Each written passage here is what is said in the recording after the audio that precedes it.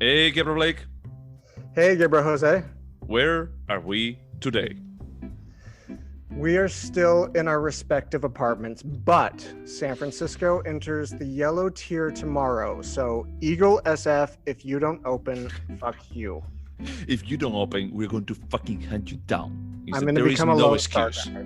That's it. I'm already a Lone Star member, and I will give all my money. I would just throw all my money to, if you are there, Troy, Blake misses you, I will throw all my money at Troy, at his face. It's like just like with singles, just take the money, bitch. Just take the money. You deserve it. Make it rain.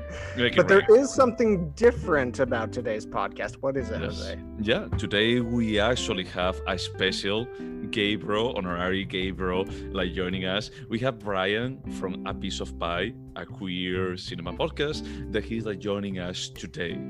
So, Brian, do you want to introduce yourself, like doing like a 5-second introduction? I'm Brian. I was a creator, host, and producer of A Piece of Pie, the queer film podcast.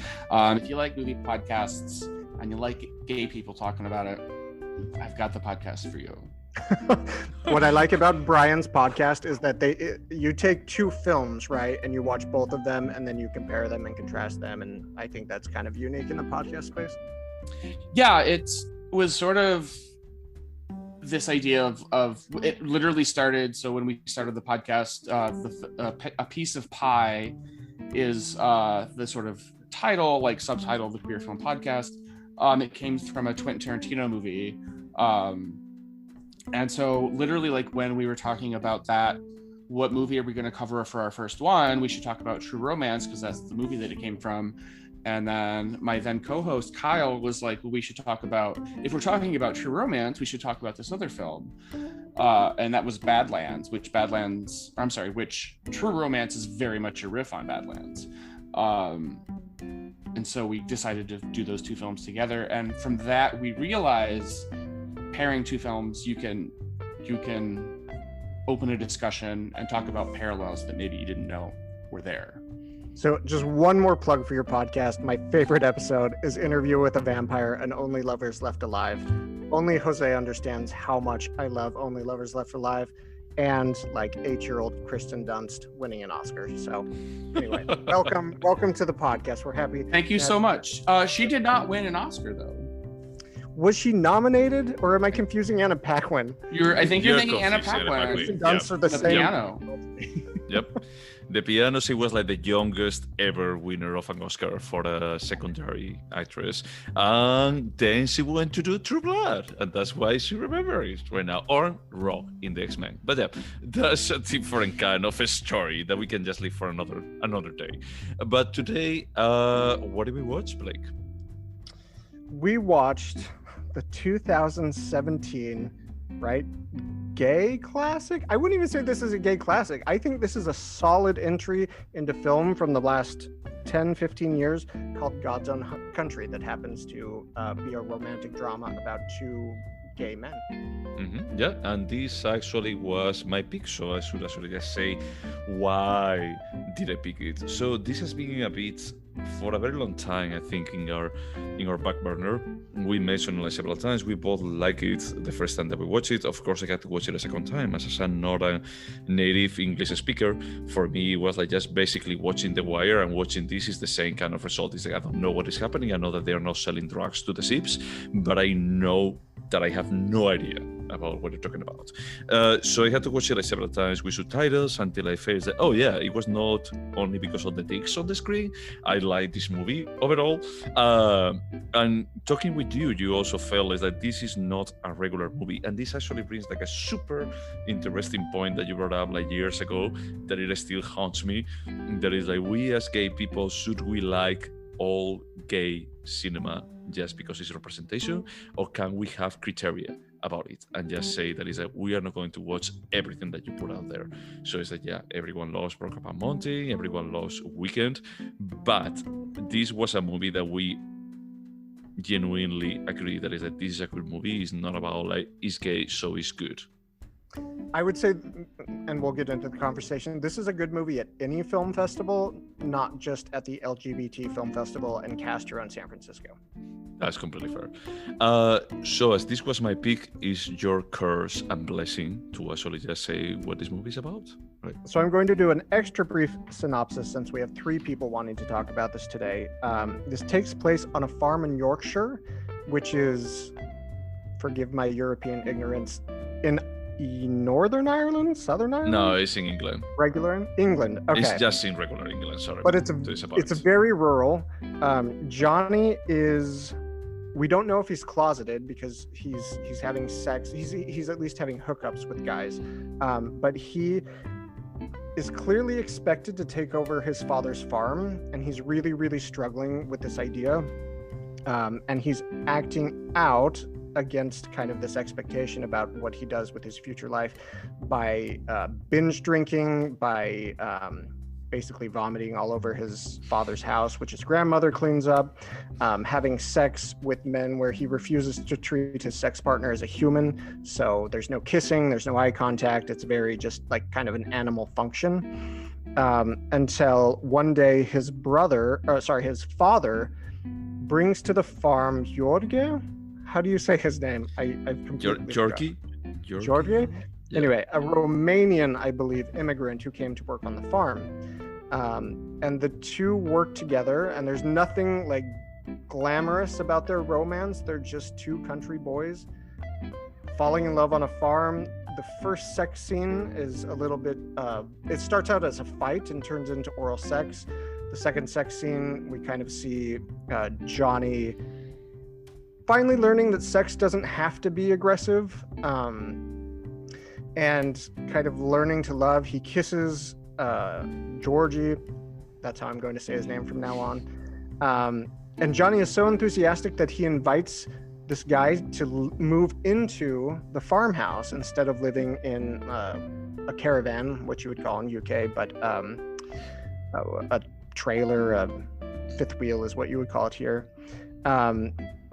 And he gets so upset at the rejection that he does another episode of binge drinking and he has sex with somebody else. And Jorge gets super pissed off and leaves and moves to Scotland.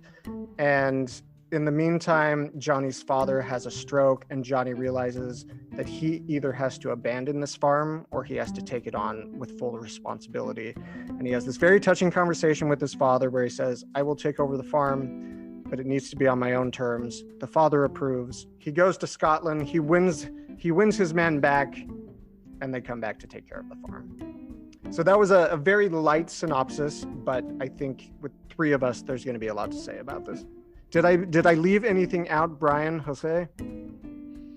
No, I could say that the only thing that I had like partially forgotten is like I was thinking that is okay, this is not about like a self-hating story about like, I'm gay, so I have to hate myself. So that's the reason why I can only have like just like random hookups in the bathroom with this hot guy. Is like no, I think there is a bit more about like the curse that sometimes you have to take because of your family or because of everything of the conditions that are outside of you. So there is like this important scene that he meets up with this former girlfriend, not from a romantic perspective, a bit more of a friend that is a girl, that he says that, hey, I actually went to college and you actually stayed here, and I brought this friend of mine that he's pretty fun. It reminds me of you, wink, wink. You know, and it actually just says that you were like just trapped in this old village where you grew up, and it's that you cannot move on with your life. You became what your parents are, and we can see that it actually the hate that he has is not really from his, you know, like his sexual, you know, like orientation. Is a bit more about what the curse that life has given for him. Yeah, that was one of the things that struck me about the movie was that. How I don't think the movie starts. I do think he's closeted when the movie starts out, but over the course of the film, his father and his grandmother figure it out on their own.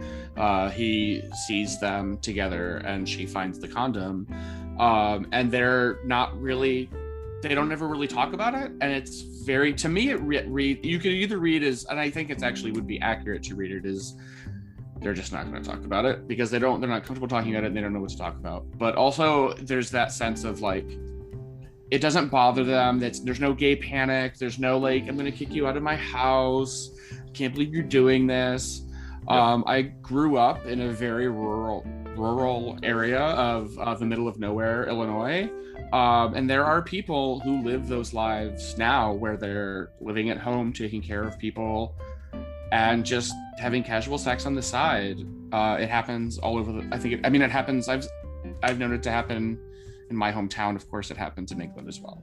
So I'll also add here that I grew up in a very rural town in Idaho. So I think you and I probably had a similar experience growing up gay in America. Possibly, yeah. And you'll learn if you come back onto this podcast that I don't have my own opinions. I have the opinions that I read in the New York Times movie review, especially if it's a review by Manola Dargis. And I've seen the film, I think 4 times is what we said before recording. Jose's seen it at least a couple. I don't know how many times you've seen it. But I loved reading these words that this isn't a film about a man struggling with his sexual identity. Yep. And you're right. When I said he was closeted, probably he wasn't based on the film. I think he just had a lot of self-loathing, but not necessarily because he was gay. Yeah. And I think that this... Sorry for interrupting you, but it's like that's the thing that I love about this movie is like if someone tells me that there is going to be a LGBT movie like set up in rural England, is that my reaction is going to be like, oh my god, another movie about like rural homophobia, about being gay. And it's like we don't know if he's out at the beginning or not, but it's like everyone don't cares about it. The only kind of racist or like homophobic attack that we see is to Georgie because he's Romanian. That's the only thing, the only intransigent thing, because even like with the conversation with her childhood girlfriend, is about like when he says that he's fun as he used to be, there is a bit of implications that this woman is a beer. It's a professional fucking beer. Is that he lies. One that is having a problem with being who he is. I don't even think that he has a problem of being who he is. I think there is a bit more of resentment about life in general. Not about like just for being gay. I think there is a bit more about like I fucking hate everything. It's a bit more of the angsty years that he has, but he has tendency because he cannot have like the life that he thought that he could have, about like just going to college and develop into being his own person. I don't disagree with you, but the film is written and directed by a man named Francis Lee, who grew up in rural England on a farm, and he had to face a choice Yorkshire. Yorkshire, yeah. He had to face a choice between like staying on his dad's farm or going to drama school. So Correct. we have to understand that this script is him working through whatever things. And I don't think he was wrestling with being gay. I think he was wrestling with the expectation he was going to take on his father's lifestyle that he didn't want at all. Exactly. Yeah. And these guys that didn't have like the chance for us leaving all of that behind. And I think that is like what is so impressive. That it's not about like being gay. It's about like your curse from the day that you were born.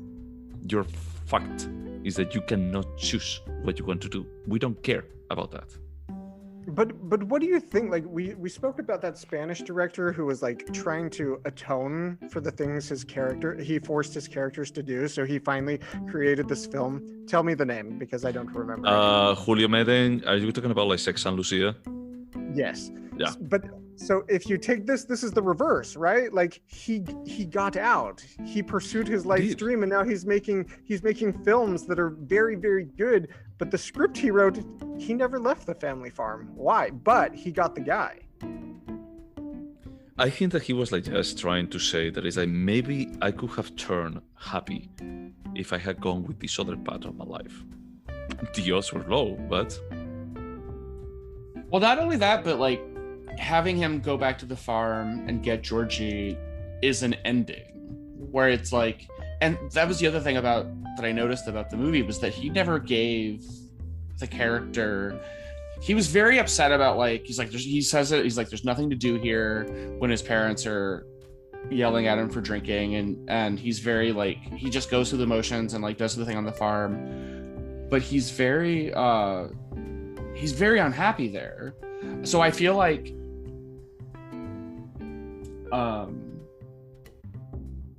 had a point and I kind of lost it. I apologize. Let me step in while you may remember what you're saying. So you're completely right. And My husband and I often talk about moving somewhere, whether it's like Alaska, Singapore, New York, El Salvador. And we always say, like, you know, where would we really like to live? And the answer is we would be happy anywhere because we had each other. And I think this kid was unhappy and he saw this life as inheriting his dad's farm. He saw it as this awful burden that he didn't want.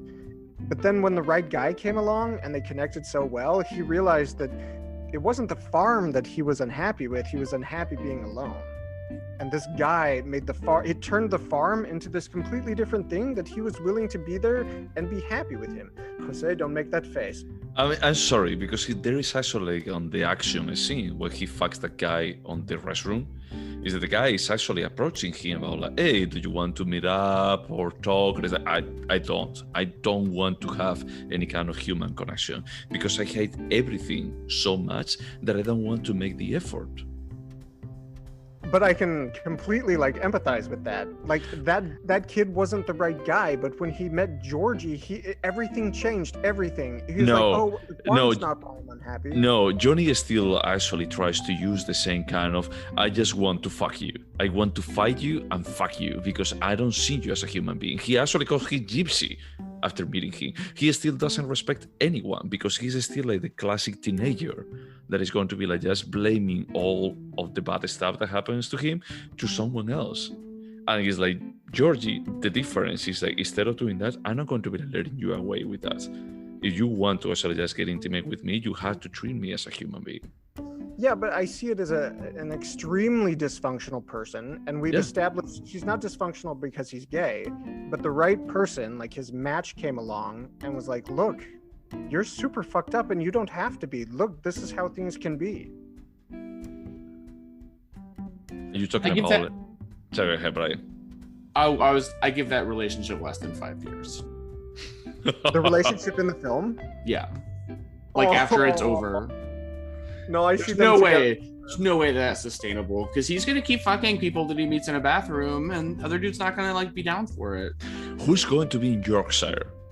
Let's be frank. Let's be completely honest. He's like, no one's going to be there. Exactly.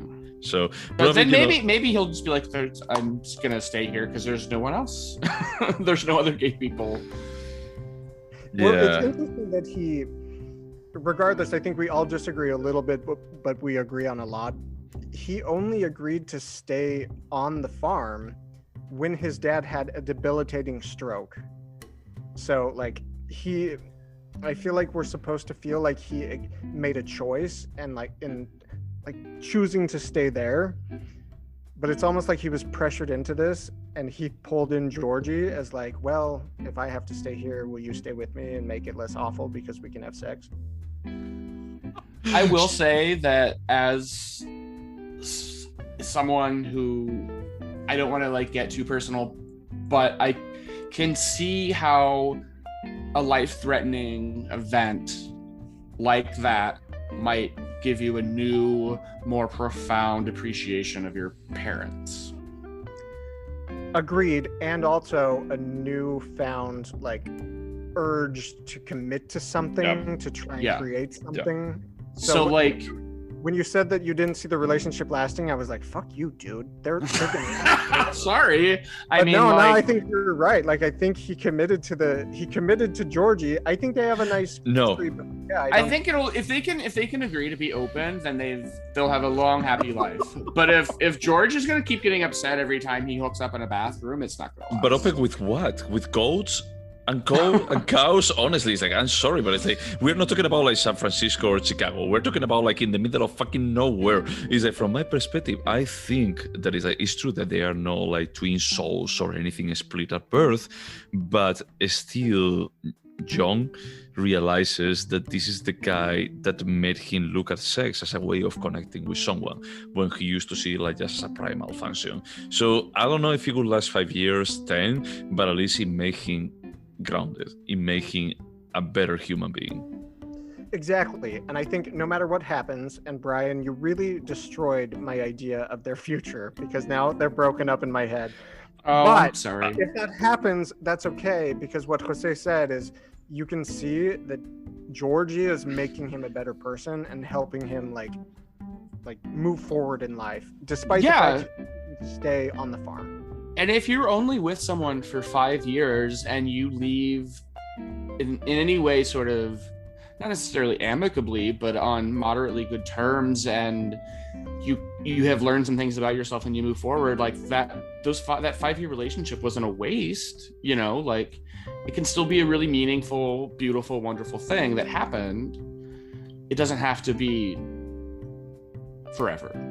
So basically, what you're saying is that basically Georgie is Johnny's Helen Hunt from As Good as It Gets. Is his only role. Shame on you. Wow.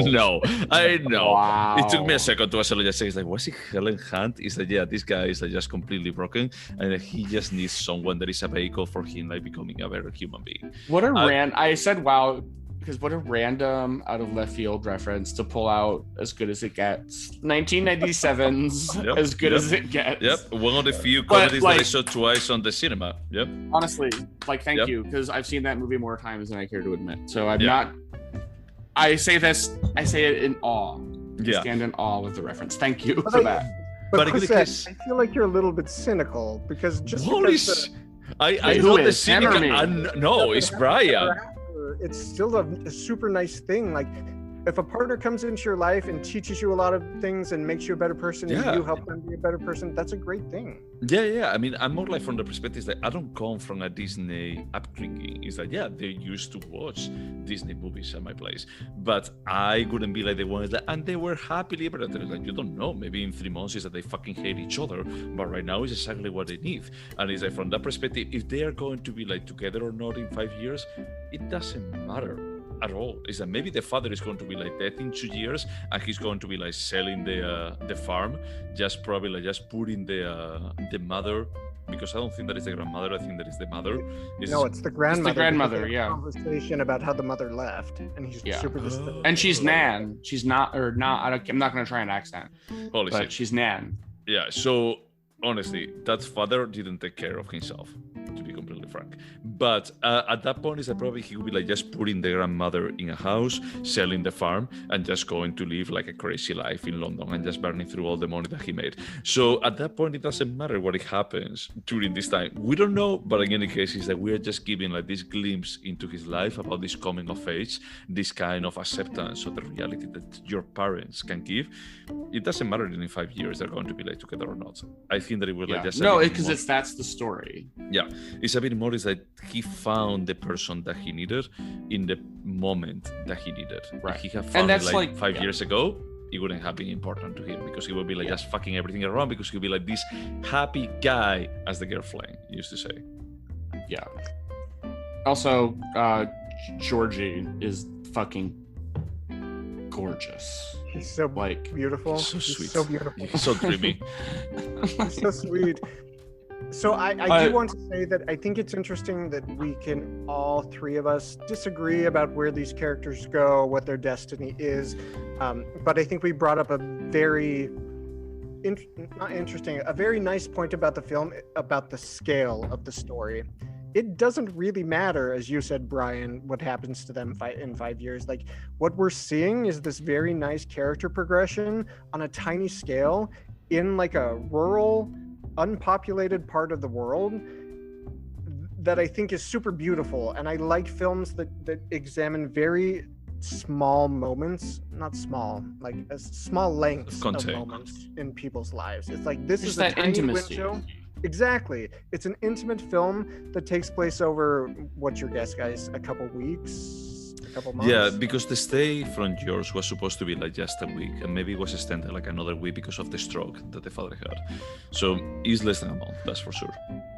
And so in the same way that, like, sorry for this awful reference, the same way that the Mona Lisa is so beautiful because we captured a snapshot of her, like, I don't care what happened to Mona Lisa. I seriously don't give a shit, but that moment of beauty is what the director gave us here. And I think this film is excellent. Sorry, I mean, you said that it's like a snapshot of something or something that happened. Wasn't the Mona Lisa just painted over the span of 16 or 18 years? So I knew you were going to complain about that. So I just went and saw the immersive Van I Gogh. I don't want to be that person because I don't read the New York Times, but man. At the Van Gogh exhibit, we saw a series of paintings of Van Gogh, and what he was able to capture in a moment, I think, is what Daniel Lee. No, Francis Lee. Damn. So you think about like just Gaybros go to die. Not Lee Francis Daniels. Lee, yeah, Francis Not Lee. Lee Not Daniels. Lee Daniels. That's a very different genre. Yeah, What Francis this Lee. director, Francis Lee, what he was able to capture in this like small space of time is really, really brilliant. And I think, Brian, you're kind of new to the podcast, but Jose and I often comment that when we feel like directors can play with time and our perception and our sense of time, I think is a really like impressive example of the director's skill. Should we go over the questions? Because if it feels like albeit we may not agree, in the long-term outcome of the relationship, it's like at least we agree that this is a good film. So let's just have some closing remarks about the film. I think this is a great film by any measure, not by like an LGBT festival standard. I think the acting was great. I think these actors are newcomers, at least to me. They may have had one or two other films.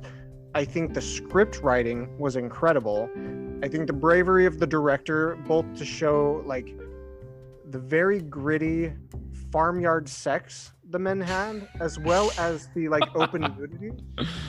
We laugh, but I just sent you an article yesterday about how Hollywood or filmmakers are willing to show penises now, but they're almost exclusively prosthetics, which were not in this film.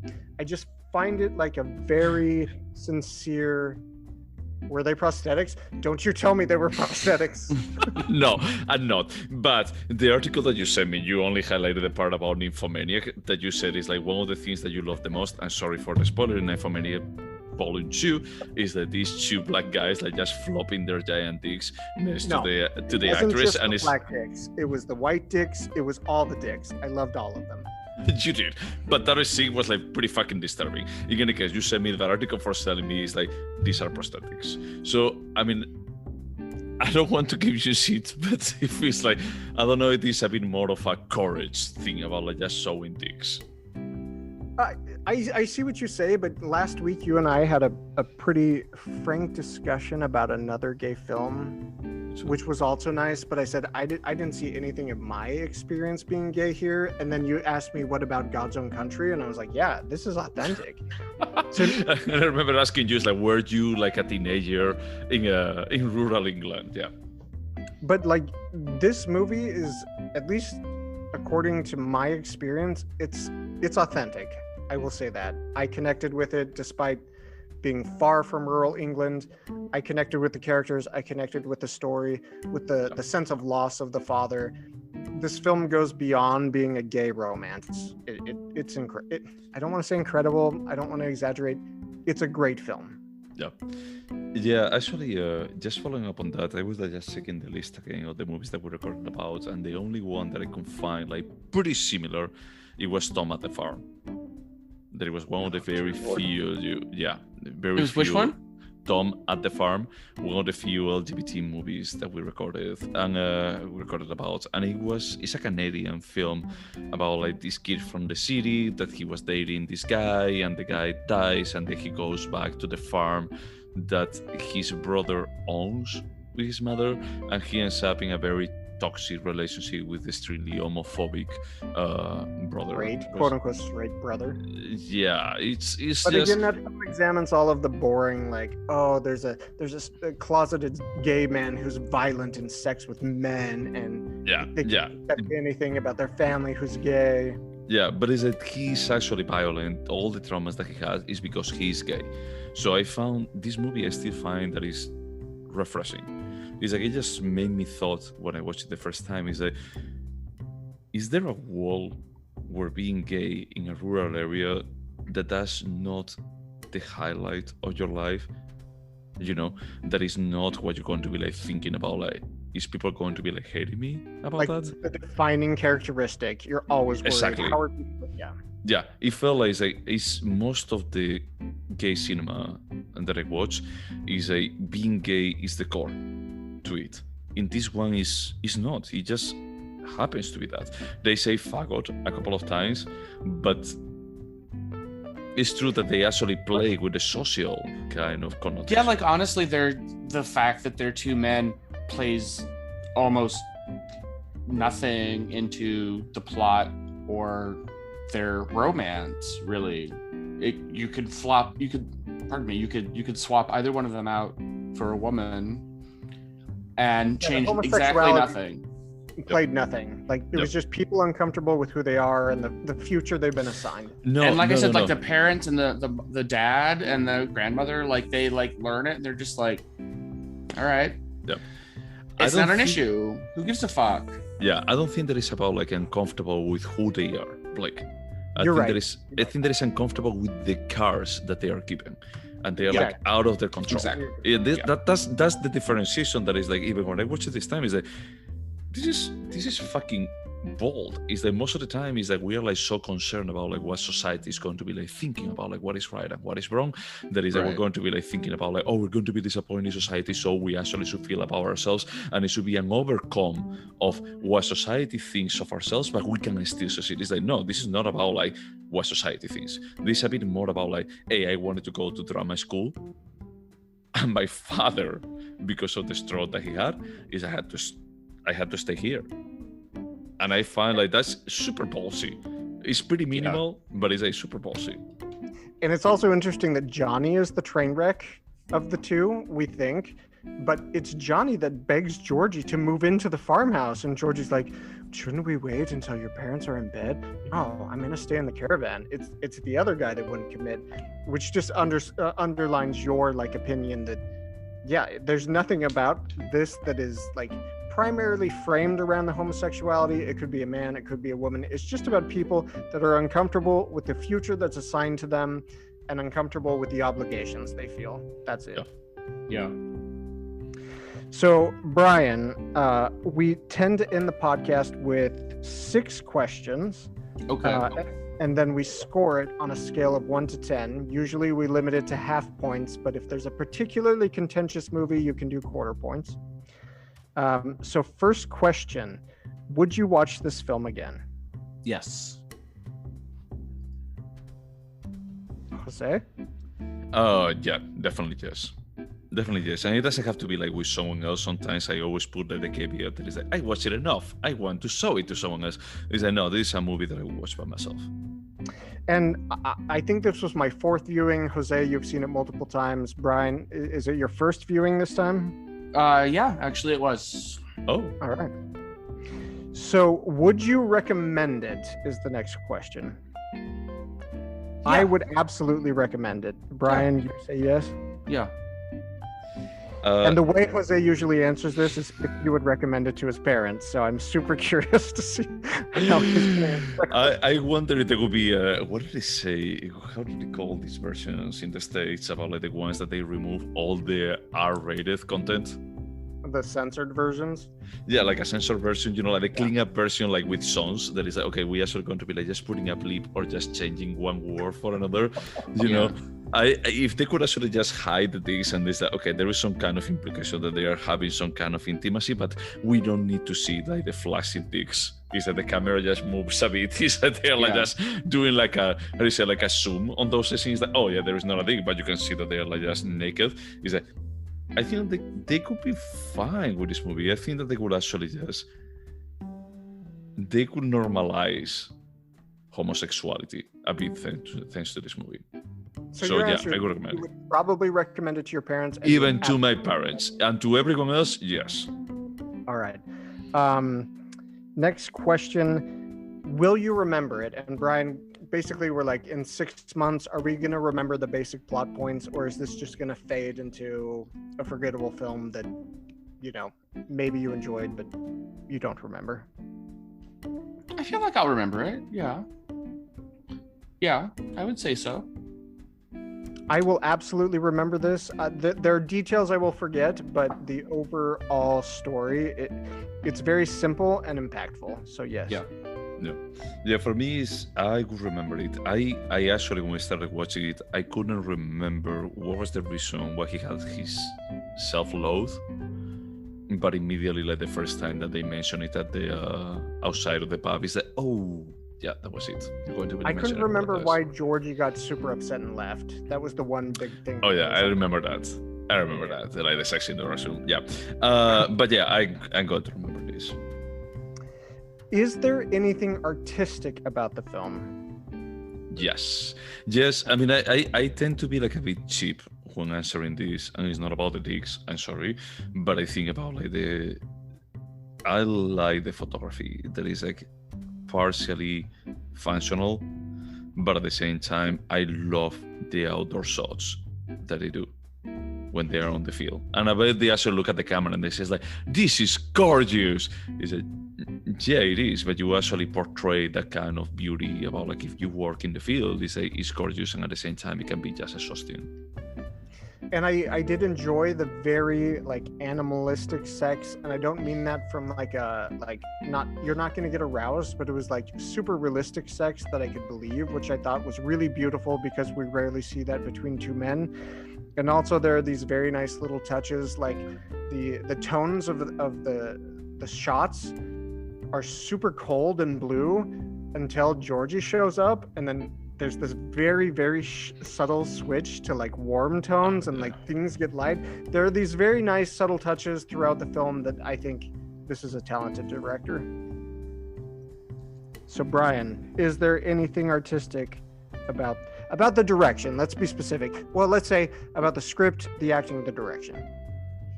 Yeah, definitely. It's clearly a very personal story, even if it takes different turns than what it seems like the writer's life actually did. It's clearly, like I said, very personal. It's beautifully shot. Like, you mean you can't shoot out there and like have it look bad. And if you do, you know, your movie's not getting wide release on Hulu for sure.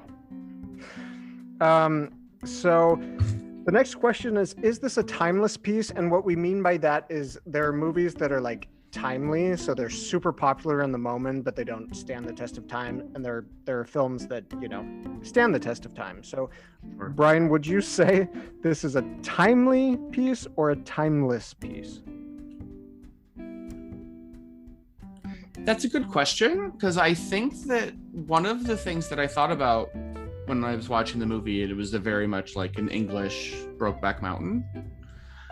And I feel like whatever your opinion on that movie is, this is very much in its shadow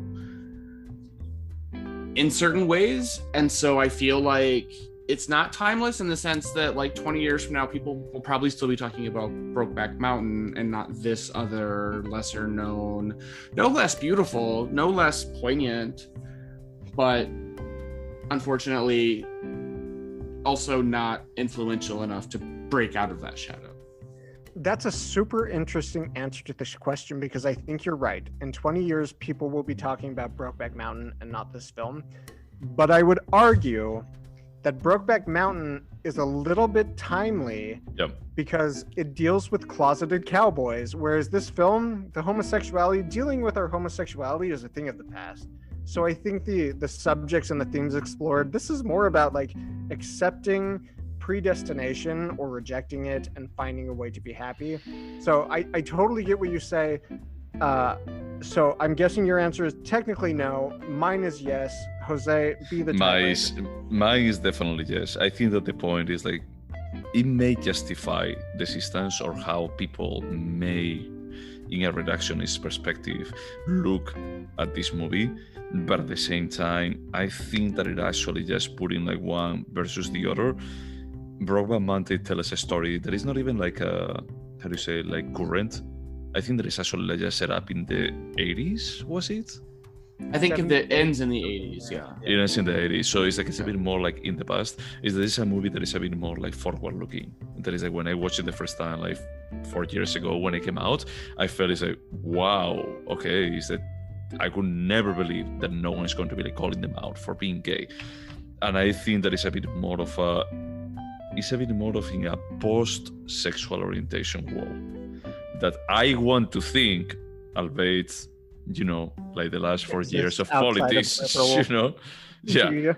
Yeah, that is. I think that this hopefully is going to be a bit more of an aspect more than anything like the queef of the movie. And Brokeback Mountain being gay is the queef of the movie, and it's going to be like representing something that is a bit more like expiration date based. So for me, that is timeless. I mean, I think that in England, it would have much more of an impact than perhaps in America. I could see people who grew up in ways very similar to this in that country relating to it in a way that Brokeback Mountain and its sort of rural America speaks to people who grew up there. Yeah, I agree. I think the films will have a more impactful impact in specific geographical places, 100%. Yeah. But I would argue that while Brokeback Mountain can't travel to China or Singapore or let's say North Africa, this film I feel like it has that ability because it's talking about these larger than life issues about growing up and growing older. That being said, I completely agree with the fact you said in 20 years, I doubt anyone's going to be talking about God's Own Country except people like us. But we're not talking about if it's timely from a popularity perspective. We're talking about if it's timely from the topics that they actually talk about. Oh. Yeah. So Lost Boy is completely timely, but there are still just people talking about that movie for some weird reason. Yeah, but I think Brian was answering instead of timeless or timely, I think you heard the question is what film is going to be talked about in 25, 35 years. Yeah, Brokeback Mountain is going to stand out. I personally think the themes of God's Own Country are more important and stand the test of time. So it's just how we were answering. Yeah, and yeah. But in any case, you actually bring up something that I may want to add sometimes to our list of questions. That is if this movie could have been recorded in a different place of the world. If this movie is geographically locked into where it took place. So sorry, just so I understand, are you saying if this exact script were filmed in Idaho or Idaho or rural Australia, would it be the same? Would it have the same impact? Is that what you're asking? Yeah. I think it could still work in a small American town as opposed to a small English town. Could you believe it? I mean, both of you guys come from rural America. I come from, I don't know, middle-sized city in Spain. But it's that you guys come from rural America. Would you believe if you were to say, to see this setting in Idaho or Illinois, would you believe this story? I would say the only thing that's not believable about it is that nobody reacted negatively to the homosexuality. In rural Idaho, the Mormons, the conservatives, they may have been outwardly accepting, but they would not have been the characters in this film.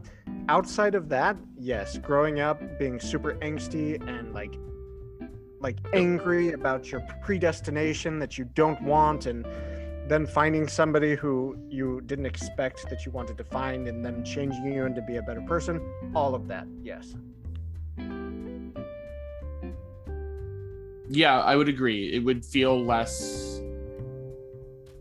lot more unlikely in Idaho that the parents and the grandparents would kind of shrug off the homosexuality. Yep. So our last question, wait, did I ask, would we turn it into a TV show? I would absolutely not. No. The magic of this film is the tiny slice of time. Don't show me more than this. I'm going to get bored with the characters. Exactly, yeah. Don't you think that I'm not saying that I would turn it into a TV show, but could you be interested in more content about both of them? I don't know, in Ex Hamster or something like that? Because I think then we would have Looking. and those characters are so boring. Don't tell me anything else more about them.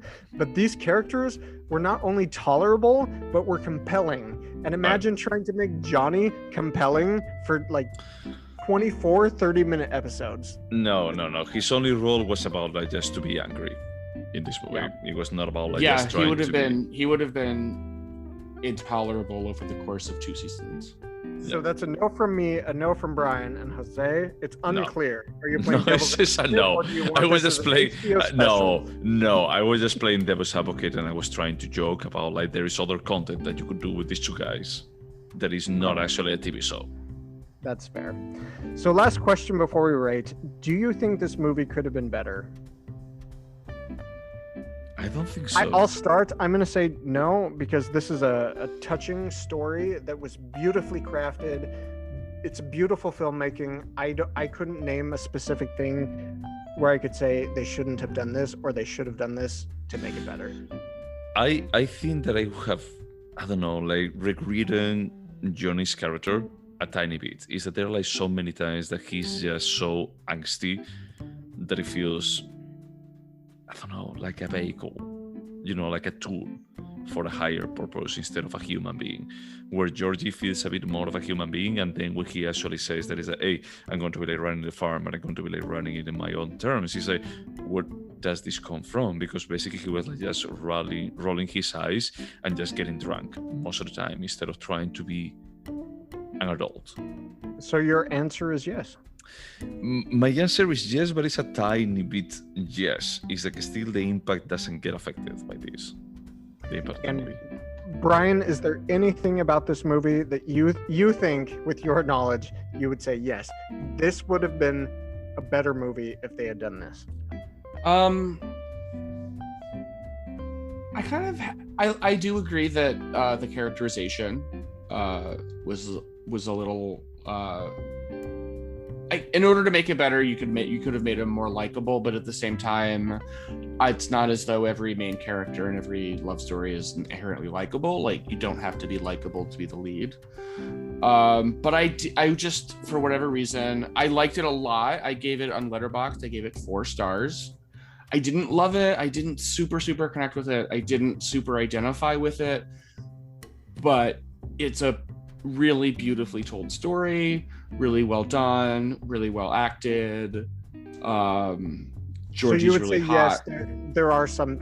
George is hot. We'll never stop mentioning that. I know. I'm just gonna keep saying it.